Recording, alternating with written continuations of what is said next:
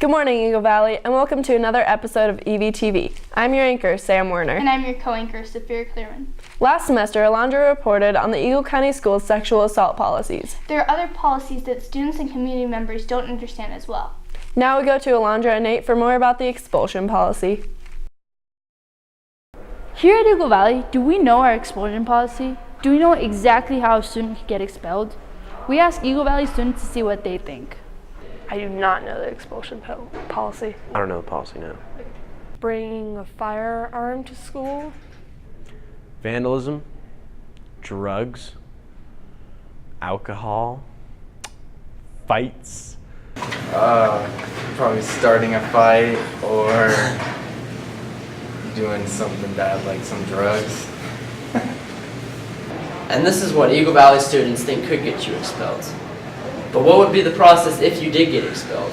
For more, we go to Mr. Manhill. So an expulsion is really designed to protect students from a particular student. There are a couple different ways you can get expelled. And in order to understand the process, there actually is a sequence of events that take place. If it has to do with significant violence, such as an assault, a deadly weapon, firearm, there are some mandatory expulsion law written in by the federal government. In our district, our assistant superintendent, Philip Qualman, handles all of those cases. There's a hearing that's set. The school will come in and talk about its case, what happened, the evidence, and the student will be allowed to speak. Parents can bring representation. All of it's recorded, and then the superintendent, or in this case the assistant superintendent, has 10 days to decide if that student will be expelled and for how long. It is everybody's responsibility to know the rules to make sure that they can stay out of trouble. This has been Alondra Escobar. Back to you in the studio. I had no idea that there was a whole expulsion policy. It's helpful to know what the policies are so we can make intentional decisions. AI is artificial intelligence, and it's becoming a bigger part of our lives every day. That's right, Sam. With the release of the HomePod last week, Apple has now entered the market as well. Now we go to Rogelio to learn 5 ways that AI can help you out.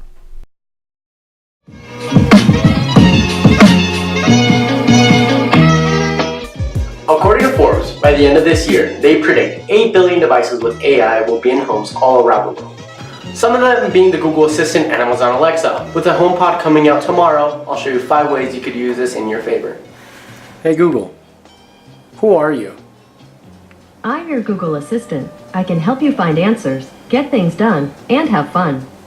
Studying about the Vietnam War, ask what presidents were involved. I found 5 on the website thevietnamwar.info. Here are the first 3. Dwight D. Eisenhower, John F. Kennedy. John F. Kennedy was an ardent believer in containing communism and domino theory, and Lyndon B. Johnson. Want me to tell you more? Yes. Alright, here are the last 2. Richard Nixon, 1969 to 1974, and Gerald R. Ford. Thinking about food, ask Google where the nearest restaurant to you is. Hey Google, play music. Sure, here's some music on YouTube. Feeling a little sad? Ask her to tell you some jokes. One joke coming up. What did the hat say to the scarf? You hang around and I'll go ahead. This has been Rogelio Caballero. Back to you in the studio. AI is making life easier for many, and it can help us learn about the resources around us. One of the greatest resources Eagle County has is the great outdoors. Many students enjoy skiing and snowshoeing during the winter. And one group of students is trying to encourage more students to take up fly fishing. To learn more about the Eagle County anglers, we go to Hans and Brian. Colorful Colorado has to offer many beautiful fly fishing spots, most of which can be found here locally at EVHS. A group of students have found a way to share the wonderful sport with others through the recently established Fly Fishing Club. We noticed how much fun we were having going out with each other each day to fish. I love seeing the excitement on people's faces whenever they either catch their first fish or any fish, because they always look like they're so stoked. I just want to bring like that kind of joy to other people. And the only supplies that you would need if you wanted to come join this club would be a pair of waders, a fly rod, a net if you have one. If not, we can supply a net for you. and $20, and we can supply you with top of the line flies, and we will be more than happy to teach you how to fly fish. I think others should join if they're interested in fly fishing, but they've never really wanted to learn, or they've never had anyone to go with, or if you're just looking to try something new. Try to get the fly out as fast as possible, keep them in the water as much as possible, and then just sit them in the water facing upstream until he eventually swims out of your hands. We invite you to come, make some new friends, get to love the sport as much as we do. The Fly Fishing Club is limiting their spots open to 10 people, so join quickly. This has been Brian and Hans. Back to you in the studio. To learn more about the Fly Fishing Club, you can follow them on Instagram at Eagle County Anglers 1.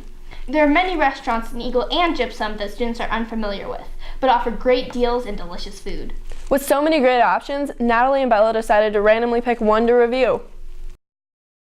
Sometimes you're just not in the mood for the school's burgers or Ridley's chicken. With the options for lunch being relatively limited, we decided to find a new place to eat.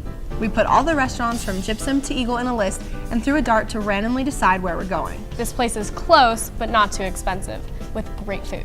So let's find out where we're going.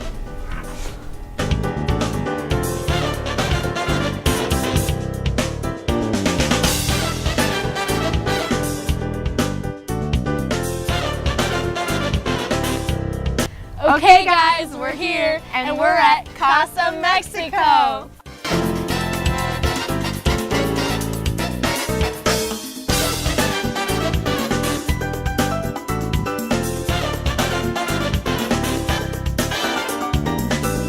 Okay, yeah, so the queso was really good. Yeah. Really liked that. It came out really fast. Very fast. Like, it was like 5 minutes and it was out. It was great. And the people here were like very nice. They were very welcoming. They were very nice. Yeah, and they always could tell when you were done, and or like when you were like wanting to order, they'd come over and get you. Or whenever you needed anything, they were always there. Yeah. And for the larger portions, it was a bit expensive. Yeah, but I mean, there were pretty Yeah, they were pretty big portions. Sizes. And what I got personally was very good.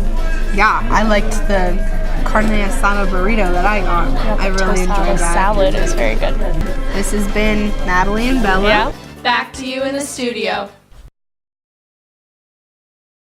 Wow, that looks delicious, and I'll definitely check out Casa Mexico. I hope they review more restaurants in the area.